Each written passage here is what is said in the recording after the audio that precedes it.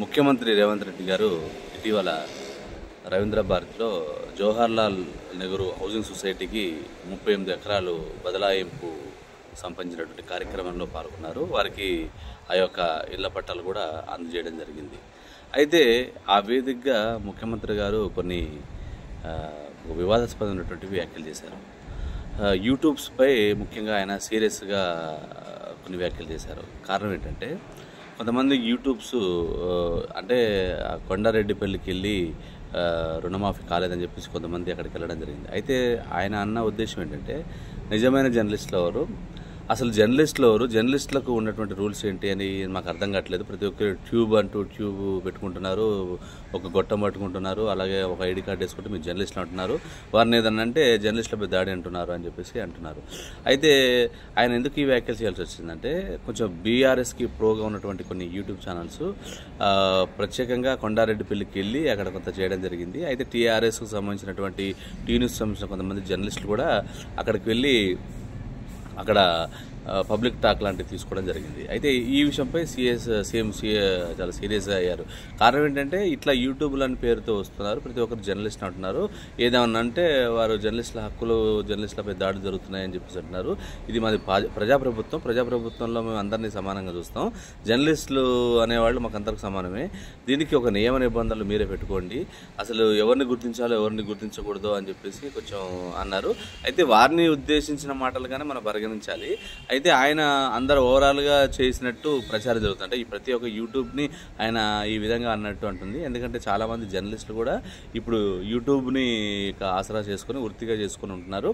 కారణం ఏంటంటే, ప్రస్తుతానికి పేపర్లు, టీవీ ఛానల్స్ చూసేవాళ్ళు కూడా ఎవరు లేరు. అంటే చాలా తక్కువ, గణనీయంగా సంఖ్య తగ్గిపోతుంది. ప్రతి ఒక్కరి చేతిలో ఫోన్ ఉంటుంది. ఫోన్లోనే మనకు పేపర్ కావాలన్నా, అలాగే టీవీ ఛానల్ చూడాలన్నా, ఏదైనా న్యూస్ చూడాలన్నా, వెబ్సైట్ చూడాలన్నా, అంతా కూడా డిజిటల్ మీడియా. ఇప్పుడు డిజిటల్ మీడియా యొక్క ప్రభావమే ప్రస్తుతానికి సమాజంపై ఎక్కువ ఉంది. డిజిటల్ మీడియా ద్వారానే చాలా విషయాలు కూడా ఉన్నాయి. ఇప్పుడు ప్రధాన మీడియాలో నేను చెప్పుకుంటున్న వాడు కూడా ఖచ్చితంగా డిజిటల్లోకి వచ్చారు. డిజిటల్లో కూడా గణనీయంగా వారు ఒక సబ్స్క్రైబర్స్ని కానీ లేదా ఫాలోవర్స్ని పెంచుకునే క్రమంలో చాలా సీరియస్గా పనిచేస్తున్నటువంటి పరిస్థితి. అయితే జర్నలిస్టులకు మరి ఒక నిర్ణయాన్ని, అంటే డిజిటల్ జర్నలిస్టులకు యూట్యూబ్కి సంబంధించిన సోషల్ మీడియా జర్నలిస్టులను కూడా వాళ్ళు పరిగణించాల్సినటువంటి అవసరం ప్రభుత్వానికి ఉంది. ఎందుకంటే గతంలో మనం చూసుకుంటే కాంగ్రెస్ ప్రభుత్వం మనం అనుకున్న ప్రధాన ఛానల్స్ అన్నీ కూడా అప్పుడు అధికారంలో ఉన్న బీఆర్ఎస్కి కొంచెం అనుకూలంగా వార్తలు వచ్చినటువంటి పరిస్థితి మనం చూసాం, వారు కూడా చేసాం. వాటిలో సోషల్ మీడియా, యూట్యూబ్ మాత్రమే కాంగ్రెస్ని అధికారంలో రావడానికి ఉపయోగపడింది. ఎందుకంటే వాస్తవాలు వీళ్ళు చెప్పగలరు. వాళ్ళు ఏంటంటే అప్పుడున్నటువంటి యాడ్స్ రూపేనా, లేకపోతే వాడుకున్న ఒత్తిడి రూపేనా, అప్పుడు ప్రభుత్వానికి ఎవరైనా కూడా ఎగనెస్ట్గా వెళ్ళేటువంటి సాహసం చేసేటువంటి పరిస్థితి ఉండదు. కాబట్టి వాళ్ళందరూ కూడా అప్పుడున్నటువంటి బీఆర్ఎస్కి సపోర్ట్ చేసుకుంటూ వెళ్ళారు. వారి గురించిన వార్తలు మాత్రమే, వారికి సంబంధించిన అనుకూలమైన వార్తలే వేశారు. కానీ సోషల్ మీడియా, యూట్యూబ్ ఛానల్స్, ఇట్లా ఫేస్బుక్స్, ఇవన్నీ కూడా కాంగ్రెస్కి అనుకూలంగా ఉన్నాయి. అంటే సోషల్ మీడియా ప్రభావం ఏ విధంగా ఉంది, కాంగ్రెస్ని అధికారంలో తీసుకొచ్చేంత స్థాయిలో ఉంది. అటువంటి సోషల్ మీడియాని రేవంత్ రెడ్డి వ్యక్తి, ముఖ్యమంత్రి ఉన్నటువంటి స్థానంలో ఉన్న వ్యక్తి ఇట్లా కించపరచడం కాదని యూట్యూబ్కి సంబంధించిన ఛానల్స్ వాళ్ళు, యూట్యూబ్కి సంబంధించిన యూనియన్లన్నీ కూడా ఒక రకంగా సీరియస్ అవుతున్నారు. దీనిపై సీఎం గారు ఎటువంటి వ్యాఖ్యలు చేయడం సరైనది కాదని చెప్పేసి వారిని కూడా జర్నలిస్టులకు గుర్తించి వారికి కావాల్సిన బెనిఫిట్స్, అక్రెడిటేషన్స్, హెల్త్ కార్డ్స్, అవసరమైతే హౌసింగ్ సొసైటీ హౌసింగ్ కూడా ఇవ్వాల్సిన బాధ్యత ఉంది. దీన్ని కాకపోతే కొన్ని నియమ నిబంధనలు పెట్టి ముందుకు వస్తే బాగుంటుందని కూడా వారు ఒక సూచన చేస్తున్నారు. సో ఇటువంటిది కూడా చేస్తే బాగుంటుంది. ఎందుకంటే ఇప్పుడంతా డిజిటల్ మీడియాకి సంబంధించినటువంటి ప్రపంచం అంతా జరుగుతుంది.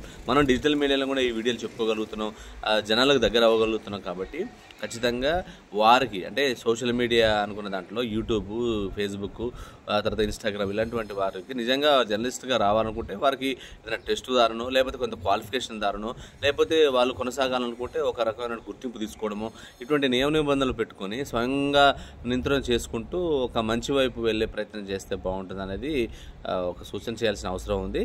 సో ఏదేమైనప్పటికీ ప్రస్తుతానికి ఇది కొంచెం దుమారంగా జరుగుతుంది.